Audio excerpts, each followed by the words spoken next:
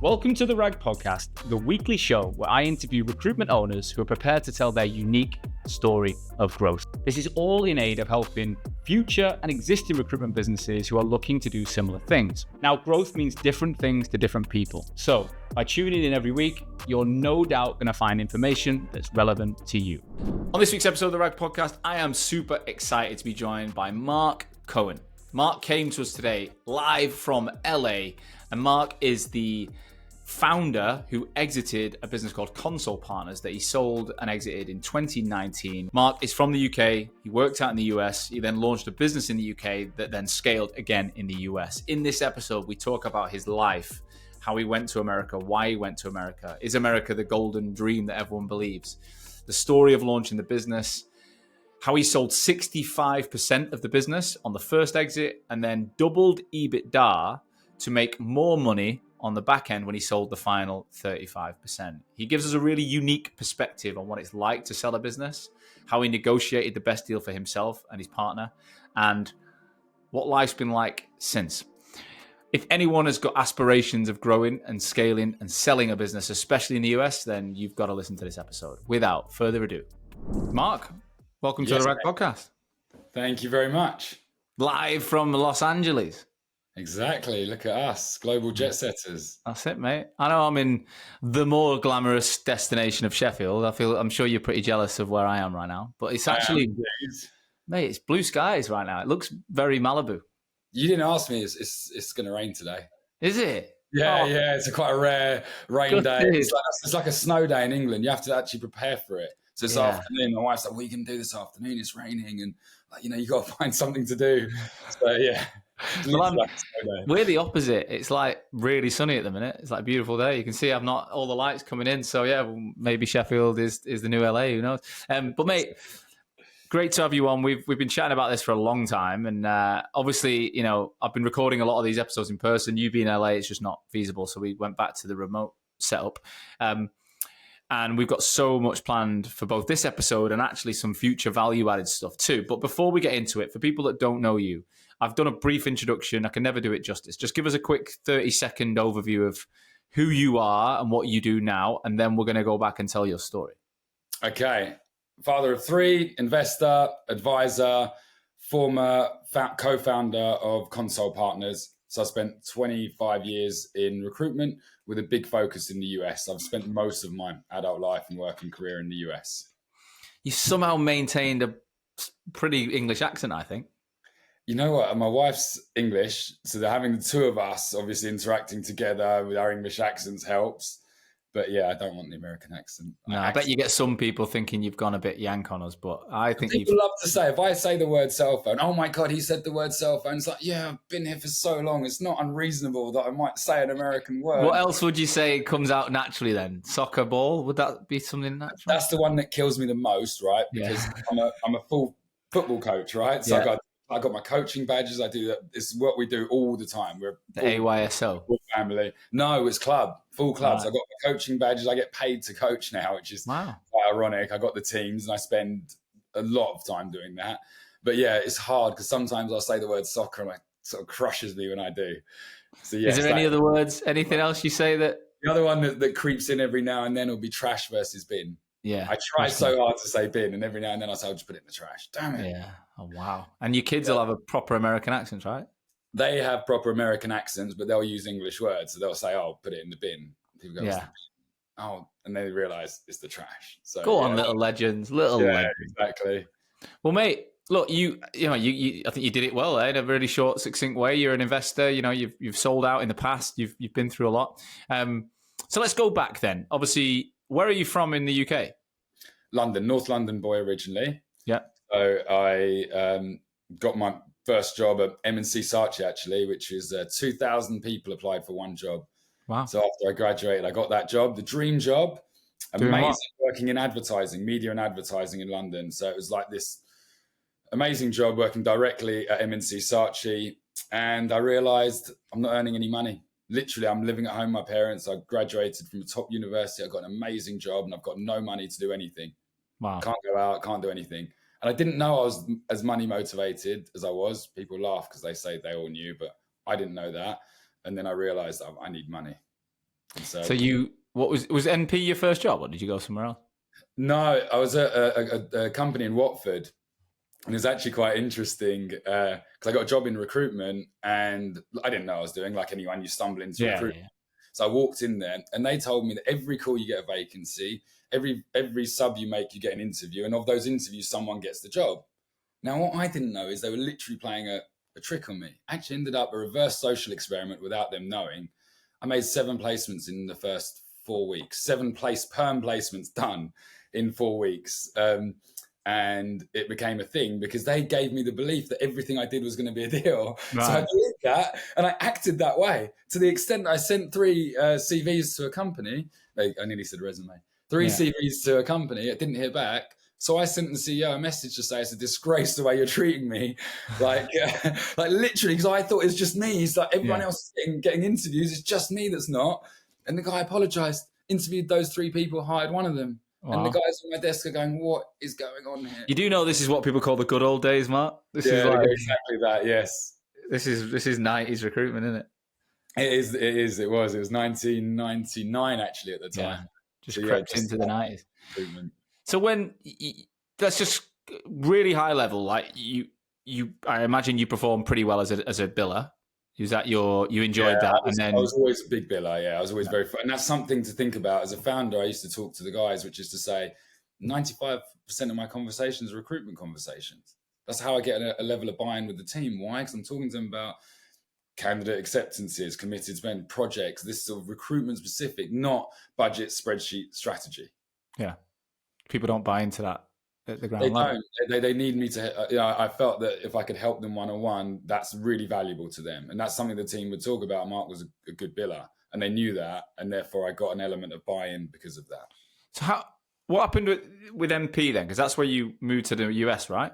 Well, actually, I was in Australia.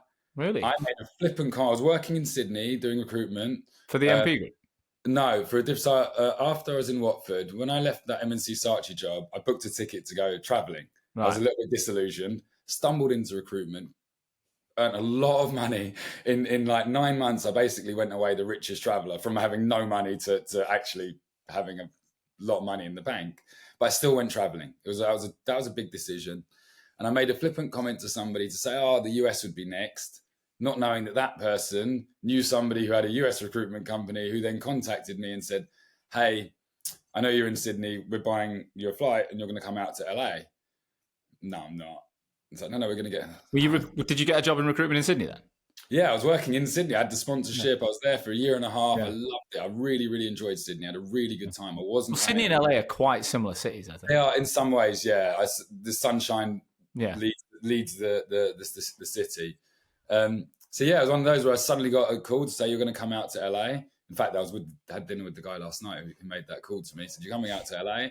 And so I'll get a free holiday, basically. Yeah, I'll go out to LA. I'm not going to accept any job. I'm loving Sydney. That is literally like the opposite end of the whole world. Yeah, it was time zones. What is the gap between Sydney and LA time zone? Is it like 20 hours? No, it's 17 hours, I think it is. Yeah. I think in the peak time, though, like in the winter or whatever, it's 11 hours here. It's about 8. You're 8 hours behind, aren't you? So it'd be so it'd be 19 hours. So it's like a different day. It was wild. But so I came out. What sold America to you then? Here's the truth, actually. So I went into the business that I was working in, and I thought I was a big biller, and they were billing a lot more. And I was like, these guys are on it. They were doing 300K months. They were doing and I just thought, they've got me on that. That's how they were going to get me. It wasn't going to be LA. I did like LA, but they got me on the fact that they are crushing numbers. They were better. They were doing better things than I was. They were innovating in ways that I didn't know how. And that really gave me an eye opener. And that changed so much because I joined a tiny business there, but there was a couple of monster billers. And they were just doing things in a really innovative way, doing things slightly differently, large-scale projects, 25 to 50 people, international campaigns. And they really got, I bought into it, and it really changed the trajectory of my career. How did it progress from there? So I ended up joining went to America. In 2001, there couldn't have been a worse time. Literally, the whole 2000 tech boom that I thought I was joining to be a part of had died. nothing going. I literally walked into the business. They were like, "Oh yeah, you're a bit unlucky because." And 9/11 was 2001 as well. That was later on in the year. Yeah, so that hit the economy in the US hard, and everything was here, and so this is just like the worst thing. But actually, no, it helped me. I sat there. I built a career previously doing whatever was on trend, software engineers. I had to take a step back and think, I want to predict the future. There's investment going in, even in down economy. There are sectors that are growing. I need to learn what that is. And guess what it was? To me at the time, I mapped it out. It was video games and graphics. And people sit there and say, oh, video games, like, yeah, okay, cool. I was 24. I wasn't that fussed. I mean, I played video games. It wasn't that big a deal. It was much more that was an expanding industry. So that awoke something for me. And that was one of my philosophies, is work the future now. Right. So I didn't know that. So suddenly I started working the future. I'm making calls and getting in and getting roles, and built a valuable business, billing over $1 million a year, 1.3 million a year in a really tight niche market. I mean, I told you at this point. I was 24 when I first moved over. I was VP at 26. How old do you make when you're billing 1.3 million? Because you must be earning a lot of money at that point. Yeah, I was 26. Yeah. What was life like outside of work at 26 with 300-400K or whatever you're taking home? I'm living in Beverly Hills. I'm 26 years old. I got an English accent in LA. Yeah. You can imagine what life was like. And that was actually a really good thing in my life. I'll be honest with you. I had a really good time in my 20s, and I made sure I did. And that's helped me be really settled today. I didn't leave anything out there. And I think that was a really key time, because I got to do two things at once. I got to build my career and get some of the immaturity out of my system that I needed to get out of my system. I couldn't have done ConSol without having done that piece of my life where I just had some fun. And yeah, I think, I'm not sure I was probably as crazy as you, but moved to Australia at 24 as a school teacher that was like, this ain't fulfilling me. I need to get out and see the world. Moved to Melbourne, got into recruitment, moved to London, because everyone told me London was where the Premier League of recruitment was. I always look back and thought, if I could go back in time, I'd have gone to America, not Australia, because I think the market was better. I think I'd have stayed in somewhere like LA. But anyway, and then I had a really funny fucking 45 years in London where I was single and young and, living in Clapham earning 200K a year. It was wicked. And then 30s when I started Hoxo and my life changed. And now, approaching 40, and I got all that out of my system. I don't know, like I said, I think I imagine living in Beverly Hills earning what you were earning was a different getting out of your system. It was fun. It was good. I don't know how I did it work-wise though. Sometimes I look back and I think, I was out till 3 or 4 in the morning, just stumbling into work. And I don't know how I did it now. In hindsight, I really don't. We don't have that. We don't have that at our age to be able to do that. It's not capable.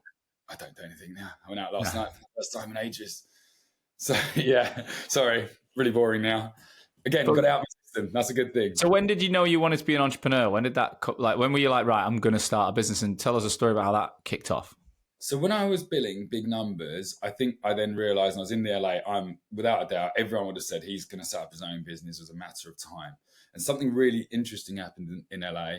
I put my hand up and I said I wanted to get some training, and it was almost comical. Your billing wants the money. You're the guy who does this and you want training. So I started doing entry-level sales training at Dale Carnegie. They made me a master trainer. What's Dale Carnegie for people? Dale Carnegie is the largest sales training company in the world. Right. They invented, Dale Carnegie himself invented what we would term as a lot more adult education. That notion of asking an open question and letting somebody figure it out. That was his concept. The adults need to figure it out. People believe in a world in which they help to create. So as a training example, I'd ask you a question, say, hey, what are some of the objections we're getting? How would we overcome them? Rather than just me telling you how to overcome them. So he invented that psychology in the 1930s. So I went to a Dale Carnegie training session and they said, we don't have any young trainers. We want to train you to become a leader in our business and become the face of Dale Carnegie in some ways. So I trained for a year outside of work into learning how to become a trainer, how to design programs, how to interact with others, like a monster education. I did that solely with the knowledge that that's going to be massive for me when I own my own business. So that was when I really knew, at 25, 26, I'm already planting big seeds that I know I'll probably foster later. So how did it actually take shape that you were right? Now's the time, and tell us that story.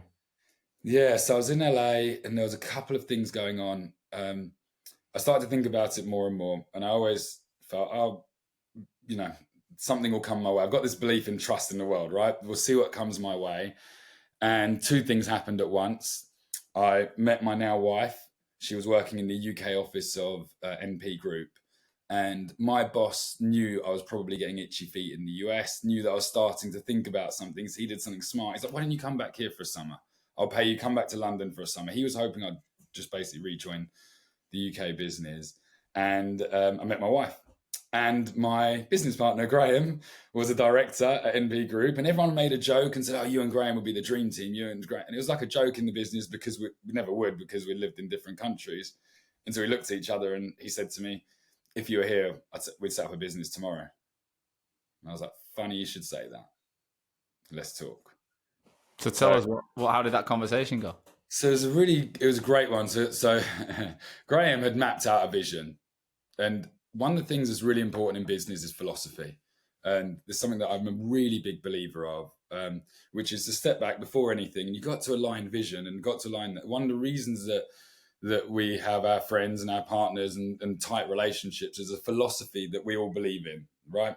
And therefore, when Graeme mapped out his vision and his philosophy, and it was something that totally aligned with mine, it was just immediately exciting. And that was a big thing. So we set up ConSol Partners. My wife worked at our old company. She had to leave like before we set up because she can't be there with her boyfriend having set up a business. Yeah. Was she living in London though? Yeah, we were both living together in London. When I moved back from LA, we moved in together. I mean, obviously, the story works out because it's my wife now, so it was a nice. Were you moving back to London knowing you were heading back out there, or did you think it might actually be a time to stay at home? I didn't. There was no plan to go back out to the US.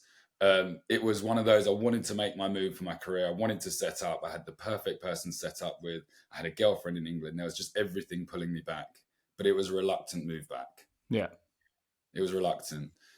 So what was the vision that Graeme had that you brought to life together? So some of the elements would be ultra niche, so very, very specialist, high end, so high value fees, large scale retained campaigns, which was my background. I was doing these large scale projects. Yeah.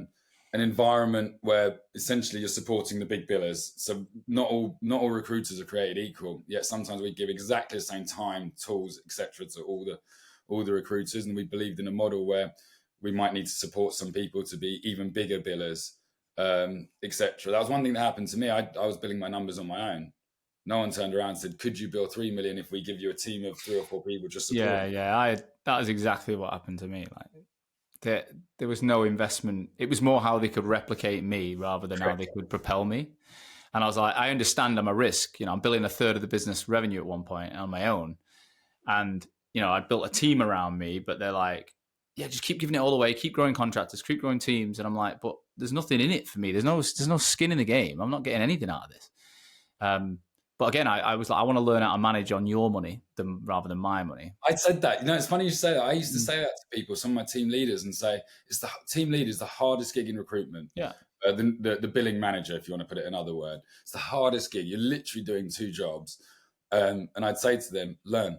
Like, I'm paying you to learn, to make mistakes. I don't have a problem with it. Try, but actually be proactive with it, because you're going to learn so much. And in future, you're going to find that really valuable, having experimented with what works and doesn't. I'm encouraging that.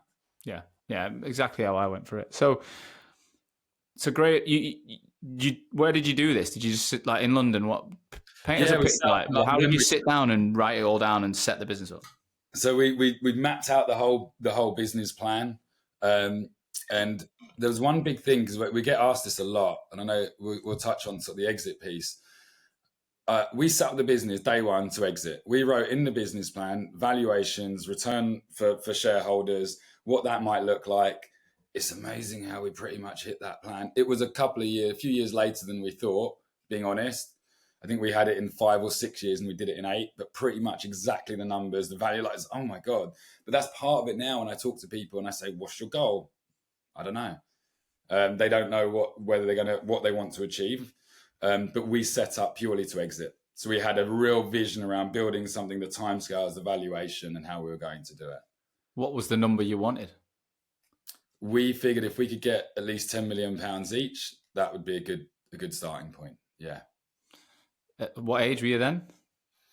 We set up, I was 29 when we set up. Yeah. So I wasn't young in that sense. I felt I could have done it sooner, but to the point that we made earlier, I felt I needed to commit to this. And there's something interesting. So 2008, when we set up, Graeme and I didn't take salary for 2 years. 2 years of just living off of, Graeme was a big biller as well. So we both had money in the bank.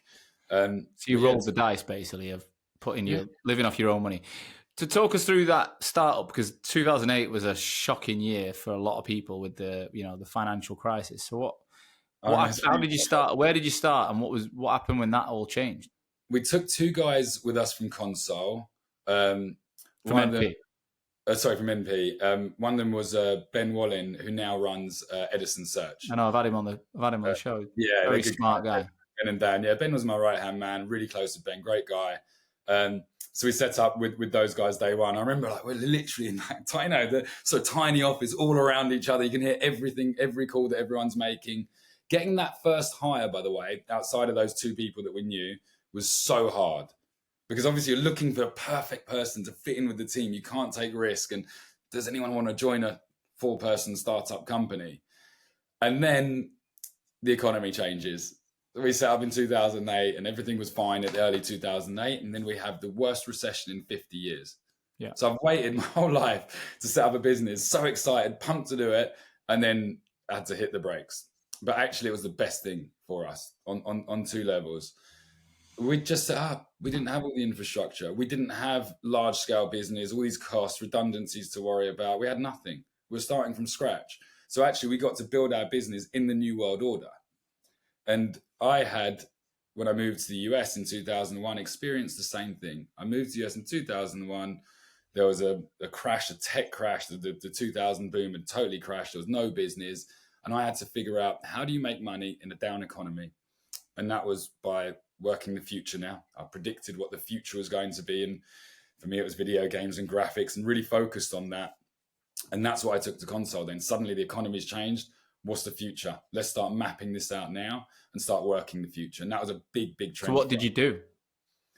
So we did communications and content. So in 2008, we realized there was a vision in the future. By the way, in 2008, right, so some of this stuff I say now, and it's going to say, well, that was so obvious. Well, no, it wasn't when I said it in 2008. I started talking about you're not going to watch TV anymore. It's all streaming. It's all content-led.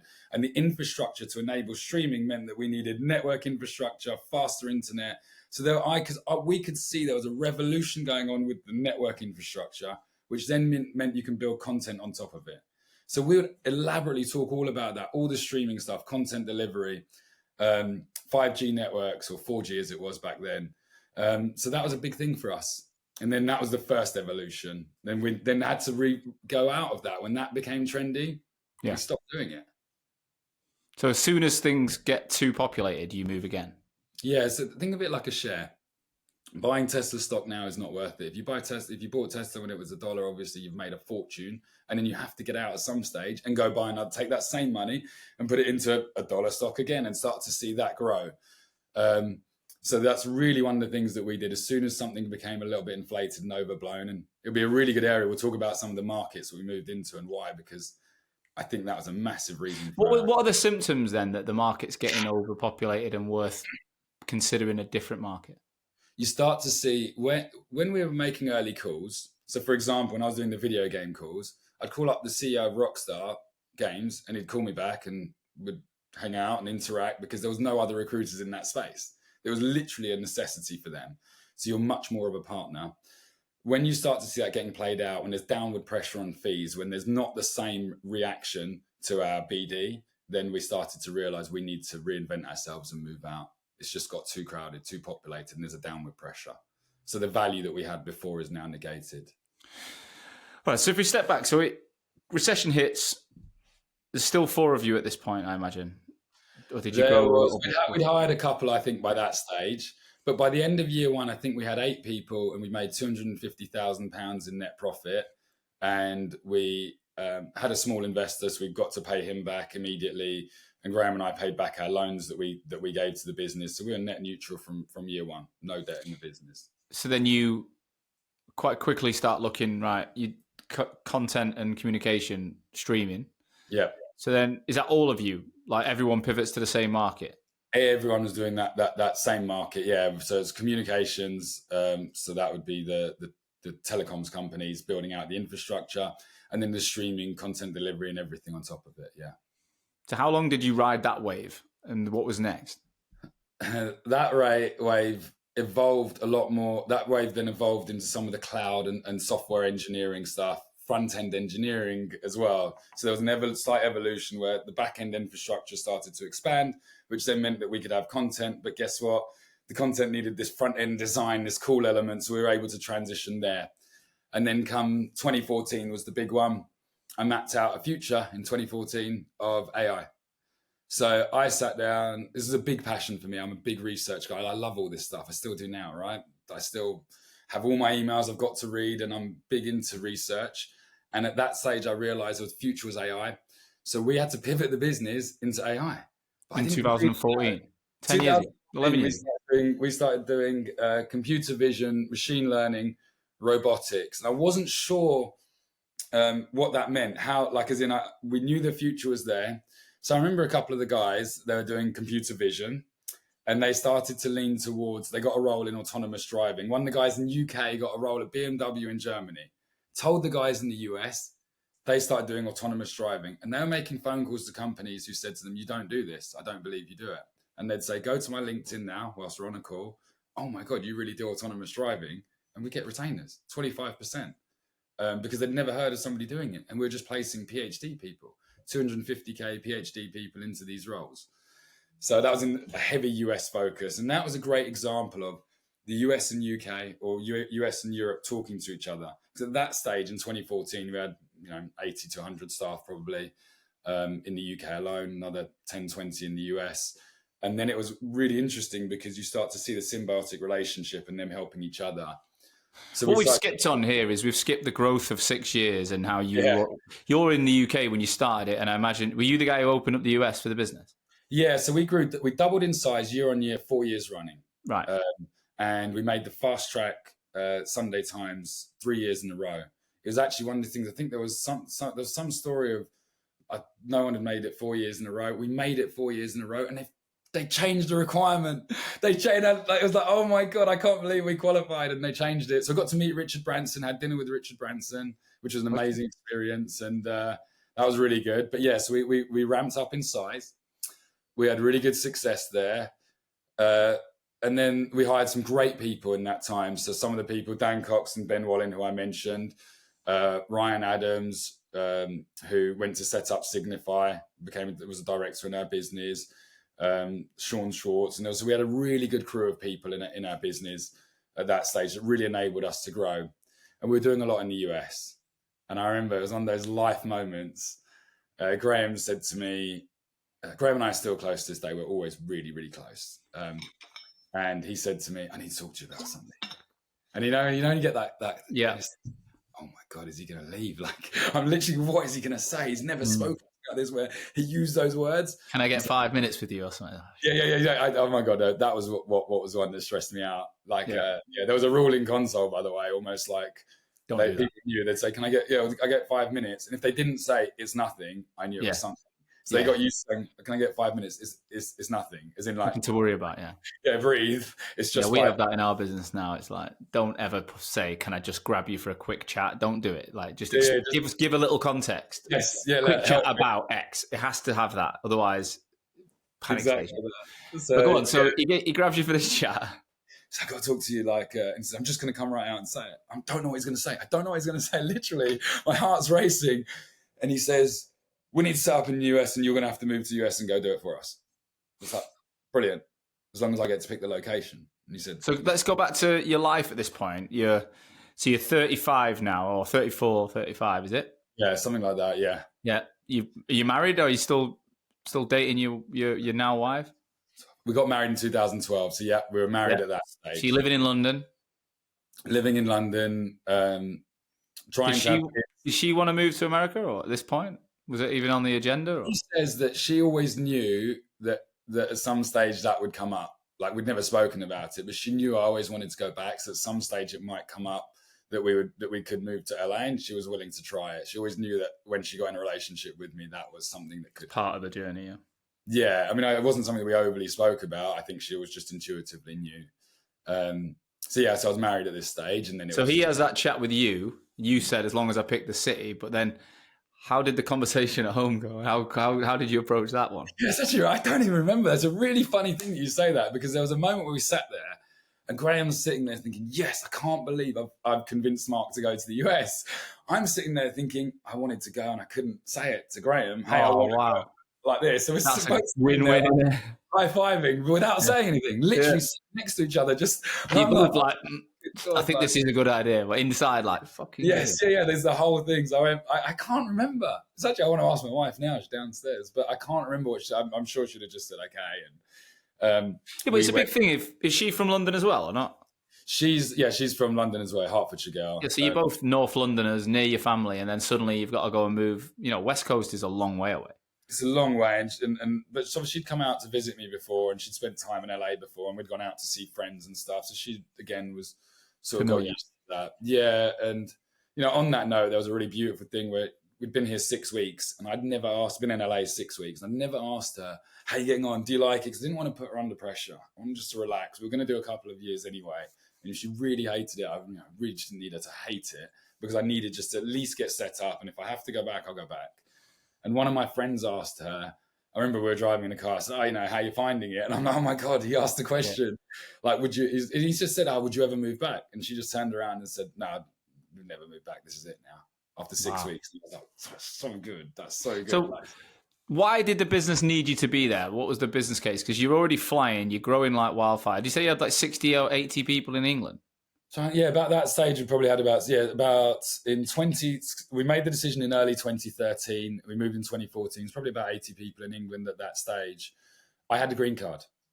And it was a sort of thing where we had a massive advantage in enabling how we set up, what we did. Now, ironically, we invested anyway. And one of the big gaps that people have when they go to America is in order to get the visas, you need to invest. It's a chicken and egg thing. But so we could set up really easily. I could set up bank accounts. I did everything easily. We got the visas, not easy, but to a certain extent pretty well. And so it worked out really well for us to do it. And we took one of the guys, Mike Kane, who I'm still close with today, my SVP in the US. He was in the UK office. And so he was all critical part of it and moved with us along with a guy called Lewis Cruz. So we took two people that we trusted and liked. What's the benefit though? Because you're already doing it from England. You've got people recruiting into the US from England. Was it all US based, all your business? No, we were doing UK. At that stage, we were doing UK, Europe, US, and that was probably about 40% UK, 40% Europe, and about 20% in the US. All right. So you weren't actually, okay. So there was it was, I'm sure it was contributing a lot of revenue for 20%, but not. No, nothing major. Exactly that. It wasn't any. And we had a client come over, and this client just said, like, if you were in the US, you guys would crush it, because there's tiny companies in the US, and there's a lot of these billion-dollar companies. But he said a company like us can't partner with the billion-dollar companies, can't partner with the tiny ones. We need the in-between option, and there aren't them. He said, so if you launched, he was an LA-based company. If you launched, we would be able to support you heavily. And it was like, okay, cool. How about 20 retainers? He's like, all right, fine. So we moved over with like 20 retainers with a key customer. That key customer was bought out by Verizon. We then parlayed into massive Verizon projects. We did some big projects with Verizon. For people who don't know, Verizon is the telco network that it's like they're the O2 it's like O2. They're a top 5 company in the US, or were at the time. And really interesting, they came to us and said, we got an issue. We struggled to hire, and we need to know why. It's an issue. So they paid us about $1.5 million. It was a 2-year project. And then in the end of it, I gave them the answer why they can't hire. They underpay the managers. And the managers won't hire anyone because they see the people coming in and interviewing, and all those people are on a similar salary to the manager. And they're like, I'm just not going to do it. And it was an amazing trend. I was able to give them loads of data. They paid $1.5 million. Base didn't hire that many people, really, but they got the answer they wanted and had to change their structure. So I'm wondering I'd never found out what really big impact that had, because that was the end of the project. Yeah. A message from today's episode sponsor, Untapped. Untapped are the market leader and go-to agency for finding and hiring elite offshore talent into the UK, US, and Australian-based recruitment agency market. Now, I don't partner with sponsors I don't believe in myself, and Untapped are someone I've personally used to build the team at Hoxo, and it's been a game changer. No one else we've worked with can compete with both the quality of the network and the time to hire, and the impact they've had on our business has been insane. From hiring, from consulting, from advice, they're a premium team that you can trust, and you're guaranteed to access a network of top-tier international talent that could be right for your business. Look, they interview over 3,000 candidates and put them through a 4-stage interview online every single month, and they only represent the top 1%. So you're going to get a thorough service at speed. So if you're looking at international hiring where you're looking at getting up to 70% less in terms of cost for equivalent UK member of staff in both recruitment and back office roles, then it's a complete no-brainer. All right, you're going to love it. So they are currently showing a waiting list for their next cohort of hiring, and it's almost full. If you'd like to join the waiting list, then click on the link in the show notes and take it from there. Good luck. So take us on the journey then, 2014, 2015. You've spotted AI and robotics. You've gone to the US. You've landed in LA. What happens next? And how do you maintain the relationship with Graeme? Because that's, I think, one of the things. Me and Amma have moved from London together to the Cotswolds and Sheffield. And even that is different than it was when we were sat next to each other. You guys were different time zones, different countries, you know? Yeah, so there was some challenges around that. For example, I'm a fitness guy and I work out in the morning, and I couldn't do it anymore because Graham's waiting for me to wake up and talk to me, and suddenly I'm in the gym and I'm like, I'm distracted. So I had to pivot stuff like that and make sure each day I woke up and I'd make sure I get time with Graeme, and he'd know Mark's going to be awake, and like at 7 a.m. we can have calls and stuff, and I'd be in the office early. So I was in the office each day at 7:30. So that was to avoid traffic, etc. But yeah, we were very cognizant of setting up a group business, of having our group business talk to each other. So one of the things you asked is, why did I go and set it up? The biggest reason for success or failure in the US is probably going to be the leader. That leader is going to set the strategy, set the tone. And I had the experience of the US. I had the confidence. And more importantly, I could make whatever decision I wanted at that time. I didn't have to ask anyone. The Graeme and I had total trust. And he knew it and I knew it. So I didn't have to ask his permission or double check anything. So that gave us freedom in order to really scale that business. But yeah, so we were doing well. Some of the guys are billing big numbers, really good in software engineering. We had, one of our guys, here's an example, brilliant example. Sam Marsh, one of our guys, contract guy in the UK, put his hand up to go to the US. It wasn't an obvious one, but he's a good guy, smart. He came out here and he crushed it. Like from a standing start, build $500,000 in his first 12 months. After that was billing 700,000-800,000. As a perm biller, being ultra niche, he got it straight away. So there's examples like that where we had really good success. But then again, I started to see what's the future going to be. So we started to map out the AI future. The really interesting part of that, Sean, is I started to map out a future world that would be a lot more efficient, and that the sort of conversations that we're having today about how many people do you need, who's going to do what role is AI going to play, what role are the people going to play. I mapped that out in 2014 and had to wait 10 years for that reality to come about. So that was one of those things where when I made my money at ConSol, I invested it all in AI. Yeah. So how did the business progress with you there? Headcount, revenue, and then so you're getting close to that when you thought you were going to exit within a couple of years of being there. So how did that conversation start to come about that perhaps the business needs to get ready or is ready for a potential sale?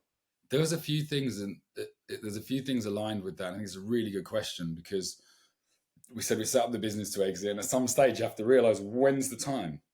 And there was a few things happening. So we were hitting really good success, really good numbers in the US, and that was adding a lot to our bottom line.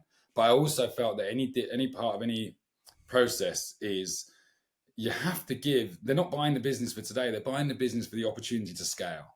And I could see almost like if you came, you'd have said, oh my God, US is so exciting. The business is in a good place. It's exactly when you should think about it.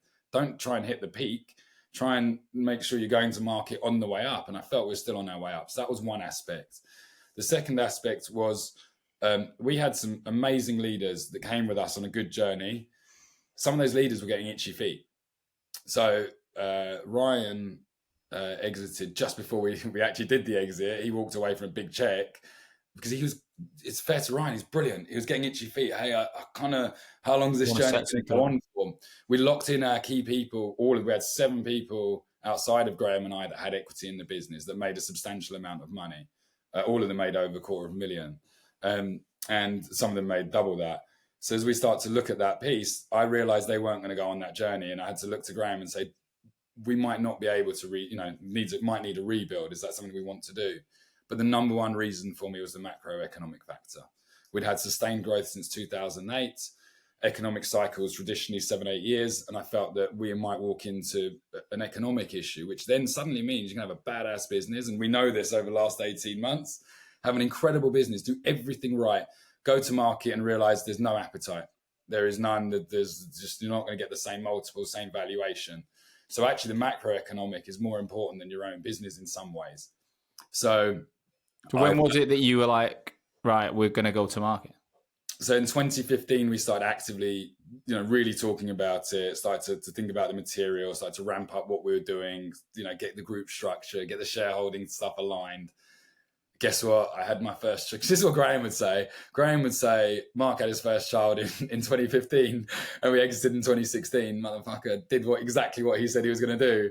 And it's a joke between us, but I think that's also part of it. Probably for me, gave me a little bit like, I've got a kid on the way. I need to monetize this.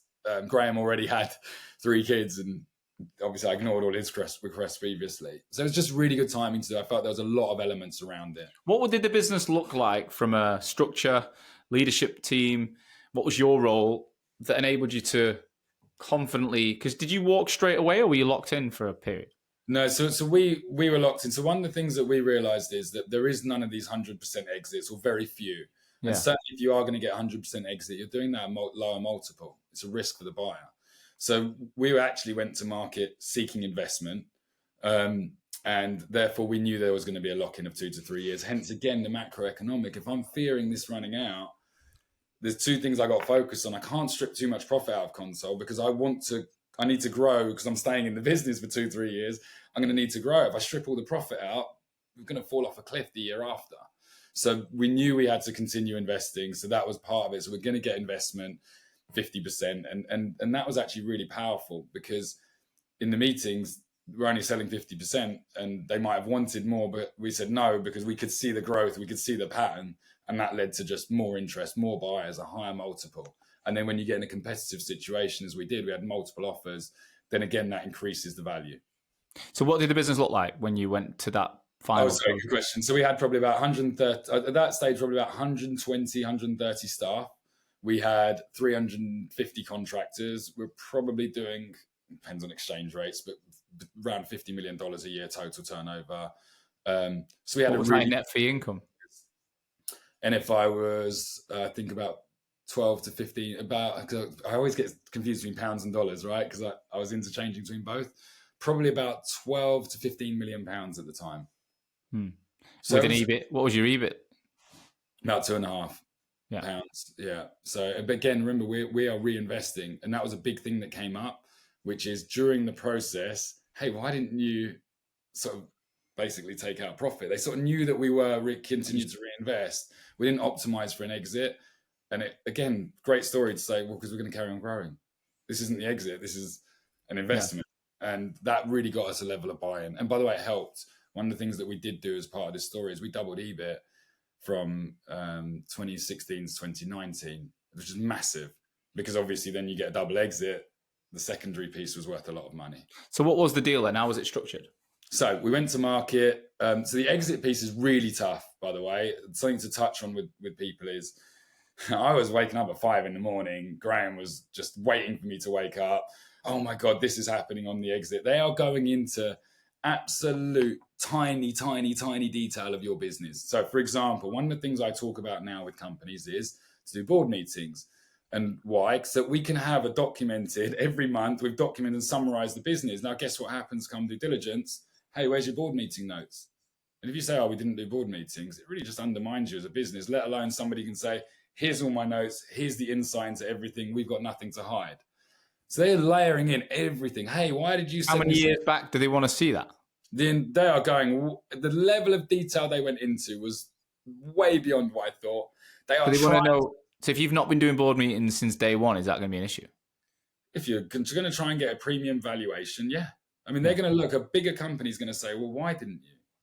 And you're going to say, "I didn't really think we needed to." Yeah. Just doesn't really align. We're talking about philosophy, the philosophy of a bigger company. So one of the bits of advice that we were given is act like a bigger company from day one. Do what they would do. So we did board meetings in month one. Like 4 people, me and Graeme would do a board meeting and document it and acted like a big company. So that when they came to exit, we've acted like a company that's going to exit from day one. No skeletons, no tax stuff, none of this dodgy behavior where we siphoned out money, because that would have come up and that would have killed an exit. So there was no skeletons. And that was the one thing I kept having to tell Graeme. Oh my God, we don't have skeletons. They're like, we set up a compliant business. We did it the right way. For this reason, we can breathe. But it was really stressful because it's myopic. You're either getting a big check or you're not. And if you're not, your business probably really suffers. The directors suffer. Everyone gets excited about something that doesn't happen. It's demotivating. It's either you win big or you lose big. And it's a really hard one. How long did that process take from initially going to market to closing a deal? 12 months. And that was a long 12 months. Was it what sort of deal did you do then? Break it down. Yeah, so we sold 65% of the business. Great question you're going to ask, which is why was it 65%? Like, we went to market 50%. We had a lot of offers, and I felt at that stage I could probably juice a little bit more out of the offer. So I turned around and said, look, the maximum we'd be willing to sell is 65%. I just threw it out there. The maximum, that's the max. And they're like, yep, we'll take that. And it was actually really interesting that we did that, because, again, some of the things that came up for us is our advisors, our M&A advisors were saying, you're not going to be able to get this, you're not going to get that. And Graeme was laughing, going, yeah, he's going to get what he wants to get. You're just going to have to leave Mark to do this. So it was one of those things where I'm going to negotiate my own business. I hate to say it, control freak. I'm going to do that whether you like it or not. So I was able to negotiate things that I was told were not possible. And for example, we got the 65%. An 8.6 multiple. So really good valuations. So for those that don't know, recruitment valuations, typically at that time, we were looking at a 5 to 7 multiple. If we could have got 7.5, what would get you that? We had contracts, we had an international business, we had all the infrastructure, learning and development, our own bespoke things. So we knew we were hoping to get the higher level of multiple, but we had some offers at like a 5 multiple. Yeah. Some offers were significantly lower, some were significantly higher. So one we went was the 8.6 multiple with Empresaria Group. The big thing with that deal was they were leaving us to just run the business and control it. And I felt that was really important. So is that a trade sale then? Yeah, it's a trade sale, strategic buyer. So we did meet with private equity and strategic buyers. My experience with private equity was really challenging, because when we met with strategic buyers, they're really, oh my God, you're doing AI, you're doing this, you're doing the future. They loved all the L&D, and it was a really good, tangible recruitment conversation. And the extra things that we did got merit with the strategic buyer. Private equity are walking and going, is it Mark and Graeme? Mark and Graeme, who were trying, and that was it. Like, what's ConSol do? And you've literally, like, as in, numbers. Just walked out of a meeting and somebody said, you got to sit down with these two guys. They don't know anything about us. So you do recruitment? Oh, okay, cool. And I'm like, yeah, we do AI, we do the future recruitment. Okay, cool. It was not what I thought it was going to be. But I always say this, you still need to go through that process. You're looking for one buyer, you're looking for synergy with one company, and therefore you need to make sure you explore that. But so Empresaria, they gave us, part of it was, they gave us the freedom. I felt there's an element of hypocrisy to say, I'm going to invest 50% and now I'm going to tell you what to do with the other 50%. And that was an issue. I felt it was really important that we had an element of independence. We felt comfortable. And Empresaria's thing was, we have a small core office. If we're going to do this deal, you need to be still running the business. You need to be all over it. And that's brilliant, because that's what I want. So you sold 65% with the view that they'd buy the following 35%? Yeah, in 3 years. In a 3-year period. Yeah. So the money you made on the first is that all your money then? Or do you leave anything in the business? You just that's yours off the table. So you're like, right, future's done. Yeah, correct. Yeah, and future's done. There's some interesting parts in that exit process. I remember in the first deal that we did, I went to bat for the guys. big time. Like, we need a pot for them. We're really close with the guys. You got to understand that you are going to have an issue on this deal because they might leave once they make their money. We need to incentivize them to stay. And basically, they were just like, no, it's your problem. We got in an argument. The buyer of Emperor's got up, walked out, stormed out of a meeting with me in LA. It was like a whole thing. And I'm like, I'm not going to back down. And I sent him an email to say, I just want to let you know, this is how I behave. I'm going to bat for my team. This is not for me. I'm not getting $1 out of this conversation. So I want you to think about the intention of what I'm saying, why I'm saying. What was the question? The point was, I felt they should have put money to one side to continue to incentivize people. There's something that I'd done before, put shares to one side. I was willing to dilute some of my money, so we need still that pot. And they basically said, it's your problem. Like, you're not getting this. And it actually shows you that there's an element here of, I was always very cognizant around retaining and motivating and doing that piece. And maybe in a bigger enterprise business, they don't have that same emphasis or fear, maybe. I don't know. They didn't care as much. And that was a really interesting point because, we had to create pots for people on the side, and we had to be innovative about how we did that. So what did that feel like when you get paid out? You're still in the business. You've still got a job to do, but you've now got, what was it? Was it multiple seven figures of revenue? Yeah. I mean, you've made a load of money. I don't have to work again, really. But you do, because you've got 3 more years. But how does that feel? I don't know if we've ever spoken about this, because this is a really funny point you're touching on. Well, most people I've interviewed have exited, and it's like the end, and they're like, it's quite underwhelming, actually, a little bit sad, and they feel a bit like no one cares, no one needs them, they don't feel like they've got much purpose after it, and oftentimes they start something else. Whereas you're like, I'm actually busier than I was before next week. Yeah. I've now got someone else breathing down my neck. So Graeme and I, one of the things when we did the deal, I flew back to London and we did the whole footballer signing thing. And we were like, honestly, that night was a party, high-fiving, everyone was happy, directors made money. So it was a really amazing piece. And you're dead right, I fly back to LA and I have to go to work on Monday morning. And I remember there was a girl that we had working for us. It's funny because the guys in the LA office, if they hear this, are going to know exactly what I'm talking about, but I don't care.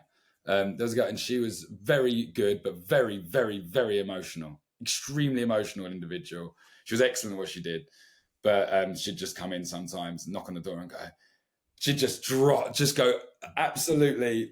whatever she wanted about something going on out there. And I was always close and safe space and stuff like that. I'm literally sitting there thinking, I just want to get up and walk out. I'm literally, when somebody's talking to you, you're thinking, I might just get my laptop and walk out. No one's going to stop me. No one will know. Who's going to know? I'll be back at home within 30 minutes. I'm literally had that thought too many times. So the truth is, Sean, to answer your question, the first 3 months after the exit were challenging for me to stay motivated, stay in the game. I also had a brutal 12 months prior. I was tired. So it wasn't as motivating as you might think. And I had to catch myself and say, I'm not that guy. I need to get back in the game and I'm going to be in this and I'm going to make that. So I had to catch myself. Yeah. What did you do with the money in the first instance? Did you do anything different? Did your life change? No. I'd already earned good money. I already had the house that I'm living in now and stuff like that. So I bought some houses. I bought some properties. I invested. I went down the investment route. I really was very, very focused on investing that money, trying to be smart, etc. That's why I put it a lot into AI, private equity. NVIDIA were my big customer back in the early 2000s, and I put a lot of money into NVIDIA, which now obviously seems really smart. All this stuff with hindsight seems smart, but yeah, so I made a lot of investments and really had to map that out. But really the goal was back to the grind of ConSol and back to like building that up and make sure we kept eyes on the prize. And then 3 years later, 2019, people started realizing, I think my team started to know in the US that this is going to be the beginning of the end. I think they started to know that we know this journey isn't going on. We know you. And so then they started asking me openly, people I was close with. And then it became the conversation. I remember one of the best conversations I had, one of the guys said to me, can we get 5 minutes? That famous line, I'm like, damn it, here we go. Let's go for a walk. And he said to me, look, Ross, this guy built $1 million. He was a really good guy. And he said to me, look, boss, I know you're leaving. I know just the day you leave, I'm going to walk out with you. And I was like, here's the deal. I'm going to tell you the day I'm leaving. And how about you just wait a month and then walk out? Is that all right? And he was like, yeah. So I told him I'm leaving in December. This was like early on in the year. He's like, don't worry, boss, I got you. I totally get it. I'm staying. I'm not going anywhere. I'll leave. And it was so nice for me to hear that. So like, there was a general feeling we're just going to complete the journey now. And a lot of them did leave after that. And that was a big honor in my life that I had a good relationship with the guys. And one of the biggest. What did you leave behind in that final wave that wasn't there in the first wave? What do you mean? Sorry. What did you achieve in the final three, other than hitting P&L numbers? Like, what was different, and then what enabled you to walk out? Yeah. So one of the things that happened at that stage was we slowed down hiring. I can't say how valuable it was to focus on profit. We'd never done it before. So suddenly you stopped hiring. You focused on increasing productivity. You focused on the individuals that were in the business, just scaling them and doing that. So one of the things that I did at that stage was I pivoted my role into a lot more closing deals. We had a period where we were getting a lot of offers, and then rejected offers started to increase. And I realized that my best value in the whole business was at checkout. It's a concept in retail. If you think about retail, everything they do, adverts, buying stuff, every single thing in retail goes to them at checkout. And if there's an issue at checkout, Zara, long lines at checkout, there's an issue at checkout. Good point. Zara kills me at checkout. Yes, because it undermines the entire core business. I cannot buy when I want to buy.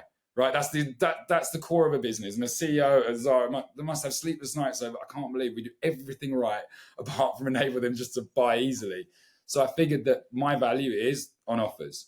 So then I started to pivot to anyone getting to those offer stage. I'd ask them about it. Don't get me wrong, top billers are like, I got it, boss. You know who came to me most? My top billers on every deal would be like, can we just go over this? Because they had no ego. They just wanted to make sure the deal went in, and therefore I would then get on the phone with the client or candidates and stuff. So I'd be really active. I went back to closing. So you'd actually go in, and how would you do that without undermining the top biller? Like, what role would you play as the? In that situation, I'd always say I'm a colleague. I wouldn't say I'm the boss. It wasn't something I ever did or tried to say. When I say that stuff, I tried to minimize doing that. I'm sure there'd be an instance that I did. But really, it was just about getting on the phone and trying to talk and understand. I've got this big thing about offers. And it's everything, or a big thing about decisions in life. It's an emotional connection. And sometimes what we do is we go down the logical route without realizing it's actually all emotions. So say we're buying a house. You're buying your house with your missus, Sean. Well, you could have a profile of the house you want to buy. You can have a budget. You can have all the details. And then you walk in and your wife says, this is the house. I feel it. It's a feeling. It's an emotional connection. Same with a job. And what we need to tap into with individuals is when I'm talking about offers, if there isn't that emotional connection, forget the offer. I need to go back to saying, what do you like about the business? What do you like about the people? And if they don't give a good answer, stop. I tell Silken, Sean, don't consider the offer. What I'm going to do is I'm going to set up a coffee for you with the CEO. They're really interested in you. I think it's really important that you get to ask some of these extra questions. Don't consider the offer until you get those questions. And then you'll find out that was what was holding them back, not the offer. So it's really important that we do that. And as a neutral, I felt it was a little bit easier to do that because I'm not emotionally connected to the deal. I think that's really cool. Really cool. And actually, it's the bit of the job that, like you say, it makes the most difference if you can get that bit right. It was a hero role, really. I got to be honest with you. You loved it. The challenge. You know, there was one of the funny ones that we had though. One of the guys who actually I invested in him to set up his own business. One of the guys comes to me and he says, "Oh, I've got a call with Silicon Valley Bank. Do you mind coming on the call?" And I said to him, "Yeah, but you know what you're doing here, right? If I get on the call, I'd be honest with the guys. I struggle just to sit in the background. So I'm sorry. You're gonna get me in the call. I'm sorry. Like he knows I'm gonna start to take over, even if I don't mean to. Even if I say I'm gonna shut up, I'm not." And eventually, basically, it started talking. The call's going really well. Silicon Valley Bank, we're agreeing terms. And I just turned around and said, "Great. The only way we'll engage is 25%. I want to retain project, 18 people." And he's sitting there going, "What are you doing? Stop. You're ruining it." I can see he's like literally going out of the office. He's looking, he's throwing his hands up like, "What is my?" And I'm doing a call whilst I'm doing this. He didn't realize that one thing I heard that they say is the head of recruitment came from an exec search background. So she's built up an environment around retainers. So when I turn around, I want it all retained, I want it all on a project. She's like, "Oh my God, you're the first person to say this. I'm so glad. Like, this is what I believe in. This is," and I was like, "Yeah, cool." It's like, and the guy's like, looking, "How did you know that?" I didn't, but I believed in the value. I believed in what we were selling and offering. So Silicon Valley Bank became a massive customer, $1 million a year customer. And then they went down. Then they went down. I wasn't I was out. They were gone then. So talk us through then. What was the end like in 2019? How did you feel at the end? There's an element of relief, but it is like a quiet, weird ending, right? There isn't this notion of you're walking out and there's a guard of honor and people high-fiving. It's just literally like, cool, I'm sort of sneaking out the back door and hoping that it's okay. Yeah. And, the guys that I was still really close with, I think, to be honest with you, a lot of those guys then started to plan their own businesses. And did they want you to stay away from the team or anything like that? Like, was there any part of the deal where you're like, get out of the office, leave us alone for a bit, don't talk to your people? No, it was the opposite in a way. We were retained as consultants for 6 months at Impresaria. But to be honest with you, wasn't very good. It wasn't great. I think it was just a way to keep us sort of on side, behaving. Yeah, exactly. And we did that for 6 months, and then it was like, okay, cool, we're out. So, did you make as much money in the second deal as the first if the EBIT doubled? Yes. So that was really, really valuable to do that. It was really worthwhile doing that. We did get hit with something in that COVID hit the earnout. We were due to get a check in April 2020. And then there was a question, would you get that check? And that was very, very stressful. And in the end, we had to negotiate on the value on that back end piece. So you had to give away a bit to get the check. Yeah, I think I did something really smart at that stage. They basically just said, we've got an issue because they're a public company. We can't in good faith. They have to operate in good faith, right? They have to be seen to almost audit themselves all the time. So we can't pay the premium that we'd agreed to pay. Okay. And it was like, oh my God, what do we do? Because now I'm stuck with a business. I've left the business. Like this is a disaster for me. I'm not going to get money on the way out. And then, but then we did something really smart in that sense. I realized they have a duty of care. So the way it works with public companies and arbitrage, they have a valuation, let's say, could be 10 to 18 multiple, right? So if they buy ConSol at an 8 multiple, they're instantly, the market's going to give them 10, 12, 15. Which is why public companies and bigger companies, they are so acquisitive because the stock market rewards them immediately.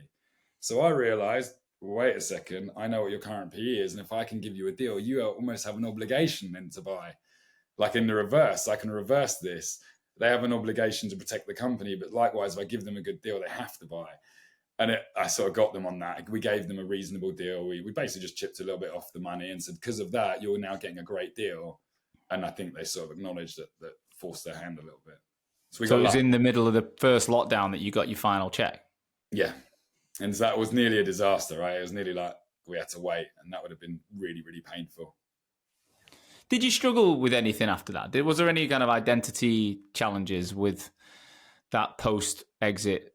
I've heard it so many times. Yeah, I'm a really honest guy. I'm really honest about this thing. So Sean, I'll tell you the big thing that came up for me. I felt I built my life around, it's a CEO mindset, head down, working hard, quite intense, serious in that sense. And I have good banter outside of work and quite lighthearted. And I always felt there was almost a contradiction. So Graeme and I spoke the day that we signed. Now we can be the person that we've always thought we were going to be. You can live your life the way you wanted to live. It's ridiculous to think that now. Like, genuinely, it's a mindset thing. And I felt that money was going to change my mindset. It wasn't. I had to change my own mindset. So the first thing that happened was I went on a really good mindful journey come 2016, 2017, and really learning about myself and getting cognizant of what that was about. And then you're dead right. So come 2020, well, everything was nuts 2020, right? So the beauty that I had is I didn't have any of the work stress. I was high-fiving, getting messages going, can't believe you've done this. So I had a good feeling initially, but then there is an identity crisis. There's a purpose crisis. What's your purpose? Yeah. What's your goal? What are you doing? What is your mission in life? And to be honest with you, I don't know if that's the easiest thing to overcome. It's taken me years to get my head around that. Where I've got to now, I said, I'm always honest on this stuff, is I've built a brain that is really good at working fast, really good at being under intense pressure. You know, we talk about the LA fires. I was very calm during that. I'm a calm guy under intense pressure. I'm terrible day to day. Like, I just want to work quick. So I'm now learning to slow down.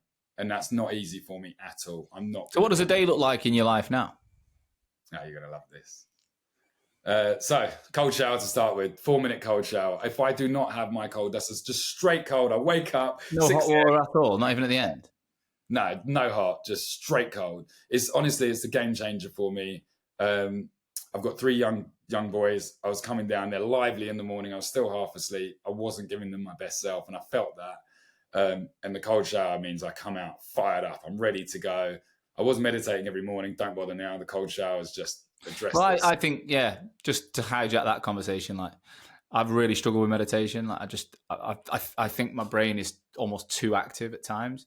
And I think things, and I know it's a skill. My brother can meditate for like 12 hours now. He's an ex-recruitment owner, probably very similar to us, and he lives his life in that mindful state. But cold plunge for me is like that 1 to 3 minutes of just, it absolutely hijacks everything. Like I don't have a choice to switch off, right? And then it completely changes my mindset and my energy levels. And I'm the same. I go gym, I come back, and I get in that cold water about 7:45, and then I'm a fucking lunatic after that. I jump in the shower, I'm dancing, my kids get a version of me, I do the school run, I'm in a great place. And if I don't do it, I'm just not the same. Yeah, exactly that. I still play football, and on Sunday I played, and I didn't have the cold shower first. I almost felt it the rest of the day. I didn't start with the cold shower because I went to play football straight away, and I did it when I came back. But I have to start with it now. So I can, like, if I don't immediately do that. So I did at 6 a.m. this morning, I did the cold shower. So then I do my advisory and investment stuff. So I really like the advisory stuff. I'm genuinely really into it because it gives me a touch of the CEO piece. I get to talk strategy, talk in depth, but then I don't have to think about and stress over it every day. And that's the big thing, that layer of stress is removed. So I typically do, let's say, board meetings or calls in the morning. So today I'll probably work until, let's say, about 11:30 my time. Today's different, Liverpool Champions League. So everything stops with Liverpool in our household. But normally I'm at the gym. So I do boxing, mountain biking, or at the gym at lunchtimes. And then the afternoon will be either play golf or I'll do the kids' soccer. Such a cool life. And obviously the Champions League is about midday where you are, is it? Yeah, 12 o'clock. Yeah. So there is this existential thing, That's which is cool.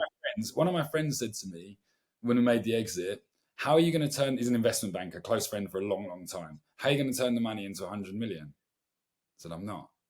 And there's like this silence on the phone, this weird thing between both of us. And he's like, what do you mean? I said, I'm not. And I had to have a real, like, I wanted to say, it's a deep thing to think, well, what do you want? I wanted time, not money. Yeah. That's more important to me. I got time with my kids. I got an amazing relationship with my kids because I'm always there. In fact, more than that, I'm a coach in the community. So I have like loads of kids in the community. I walk around, the basketball court and have kids. Oh, Coach Mark can give me these are kids in the community. So you really start to give back in the community, start to do that piece. And yeah, it's really important for me. Do you think the time zone helps you then as well, being in America? Because like you're forced to do things in the morning, aren't you? And then by lunchtime, the rest of the world is pretty much closing down anyway. So I remember when I went to LA when I met you. So the first time we met, 2022, I was at a conference with some of the biggest names in the online training space, like Hormozy and Sam Ovens, and it was amazing. And I think I published I was out there, and then you messaged me straight away and was like, mate, I don't see many people out here coming. And we went and had lunch at a place that's no longer here after the fires. Moon Shadows. It's a really famous place in Malibu. And it was so beautiful, sad. Wasn't it? It was really cool. It actually meant the fires had a little bit of a direct personal relationship for you, where somewhere that you went is no longer there and burnt to the ground. It's like, oh, wow. Yeah. But my point was, I remember, obviously, I was jet lagged anyway, so I was waking up super early. So I was waking up like 3 a.m., jumping on calls at like 4:35. But I remember the stark, weird feeling about 2 o'clock. And I was out there on my own, which wasn't ideal. But about 2 o'clock, no fucker, not even my wife or anyone was like replying to anything because they're all in bed. Yeah. And so if I had a life in LA, that would have been quite a nice feeling. If a lot of your business contacts are either East Coast or UK, I imagine. A lot of them are UK led. Yeah. Exactly that. A lot of them UK expanding into the US. And that's also really good because I know I've learned to craft my value and what my value is. And I had to really think about that post-exit. So, for example, I thought, maybe I should consult with tech companies on their scaling because I know that space. Or maybe I should do this. Maybe I should do that. Actually, the core wheelhouse of what I do and where I can add most value is in recruitment, especially with that US piece. And it's like I said, I get to build relationships. Like the only sad part that I have or downside is, and we touched on this, you and I before, which is it would be nice to do a few things more face to face. In London, there was a lot of that, and I don't get that. But I'm okay because I get the benefit of. Could you not just be on a flight twice a year to the UK to meet up with people? I could, and I should. I think that previously, I've got my kids are 9, 7, and 5, 3 boys. So I think having young kids at home meant I was very reluctant. Now, probably at the age where I can leave them and I can start thinking more like that. Yeah. I'm looking at, like we spoke about this offline. I talked a lot about Dubai. I'm always out there. Like me and my wife are seriously looking at moving out to the UAE at some point in the future. It's kind of the opposite, isn't it? The time zone, it could be good or bad. I don't know. Like I love, to be honest, the fact that I can get up in Dubai and I get 3 hours of no one bothering me. Like I can go to the gym. I've got Australian people, but realistically, my client base is Europe and UK. So I don't get that hassle in the morning there. So I'm looking forward to, like, if I do move out there, the morning routine will be a bit longer. At the moment, I'm up at like 6. It's always in the evening though. I can't, like Graeme. Yeah, no, I don't know if that's the only thing. I don't really like evening work at all. So Graeme just moved to Dubai. So my business partner, Graeme Cuba, moved from England to Dubai just last year. He's doing advisory in Dubai now. Obviously, great guy. But when we talk, it's like 9 o'clock at night for him. I can do it. Like literally, there's zero. I'm not having any after 4 o'clock. You're not really going to get me. And then to be honest with you, you don't get me in the afternoon. Like I don't really work. I think you probably need a cutoff though, don't you? You need to just have a cutoff and say, look, I'm going to work to a certain point and that's it. Like if you, mine's like 11:30. Yeah, yours is insane. so good, right? Mark, time-wise, we both got to wrap this up. We are going to be planning and announcing very soon another follow-up episode that we're going to go live on LinkedIn. We want people to turn up for free to LinkedIn Live and listen to your 10 critical factors that are going to enable businesses, recruitment companies to scale in the US. Yes. Okay. Very specific US advice, right? Yeah. Really important. There's a lot of correlation with the UK, but this is purely for US businesses scaling in the US all around recruitment and staffing. We're going to look at the fact that AI is coming at a pace that people aren't aware of as well and what they need to think about there. Yeah. Big on the AI piece. We'll absolutely touch on that. And the other thing to touch on is obviously I think LinkedIn is really some great content out there right now. So I'm finding it really educational, really good for me to get the pulse. I spoke about I don't see people. I do on LinkedIn. Suddenly getting a pulse for a community. That's how we know each other, right? Yeah. It's the only way we know each other. Mate, thanks for being so honest. Thanks for giving us your time. I appreciate hacking your morning routine. Go and do what you need to do. You're Liverpool. I'm not a big fan of Liverpool, as you probably know. I hope you get beat. But it was really good to have your time, mate. And if anyone wants to reach out to you, I'm sure just dropping you a LinkedIn message would be. Yeah, I'm on LinkedIn. I'm active on LinkedIn. Look, I believe what goes around comes around. So I'm always going to try and be helpful, interactive, do what I can. But you can if someone's genuinely looking at scaling in the US, you could do some consultancy work with them. Yeah, I'm more than happy to help in any way. Look, I'm very, very fortunate. I think I'm pretty much at capacity, and no joke, I'm not looking to expand that much, but at the same time I want to help people, so I'm always open to whatever I can do to help. Wicked. All right, mate, we'll be announcing the new session or the next session very, very soon, but thank you so much in the meantime, and keep crushing it. Appreciate it, brother. Thank you for all your hard work. Right. Thank you as always for listening to today's show. I truly hope that you got value from it. Honestly, it's the only reason I take time every week to ensure that my audience, you guys, future and existing recruitment owners, you're learning from each other to make this industry that I love so much stronger. And today's episode is brought to you by my business, Hoxo. I'm the CEO and founder, and we're on a mission to help brand recruitment agencies and their people better. I want to help people have the tools to stand out in the most competitive markets in the world. So I'll see you again next week with another episode. Catch you soon.